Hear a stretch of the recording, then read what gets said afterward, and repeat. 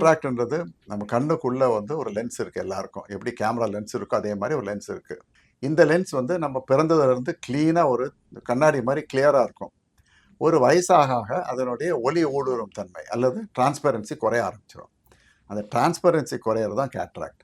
நார்மலா கேட்ராக்ட் வரக்கூடிய ரீசன் வந்து ஏஜ். எல்லாருக்குமே வந்து கேட்ராக்ட் கண்டிப்பா ஒரு வயசுல வரும். ஆவரேஜ் ஏஜ் வந்து இந்தியன்ஸ்க்கு வந்து பிட்வீன் 65 to 75. சில பேருக்கு அதுக்கு முன்னாலேயே வரலாம். சில பேருக்கு 75க்கும் வராம 80, 85க்கு மேலேயும் வரலாம். அதுதான் ஸ்டாண்டர்டான கேட்ராக்ட்ன்றது. ஃபார் பல ரீசனுக்காக சில பேருக்கு வந்து கொஞ்சம் ஏர்லியரா வந்துடலாம். 40 வயசுலயே வரதுக்கான வாய்ப்புகள் உண்டு. கேட்ராக்ட் கொஞ்சம் சீக்கிரம் வரக்கூடிய மத்த ரீசன்ஸ் அன்கண்ட்ரோல் டயபெட்டிஸ், நீரிழிவு நோய் ரொம்ப அன்கண்ட்ரோல்டா சுகர்லாம் ரொம்ப அதிகமா இருந்தா கேட்ராக்ட் சிறு வயசுலயே வந்துரும். கொஞ்சம் ஏர்லியரா வந்துரும். சிலருக்கு வந்து விளையாட்டு பண்றோம், இந்த கிரிக்கெட் பால் படுது, டென்னிஸ் பால் படுது, இல்ல ஷட்டில் காக் இன்ஜுரி ஆகுதுன்னா, அந்த மாரி பிளண்ட் இன்ஜுரிஸ் ஆகும்பொழுது அதனால கேட்ராக்ட் வரதுக்கான வாய்ப்புகள் உண்டு.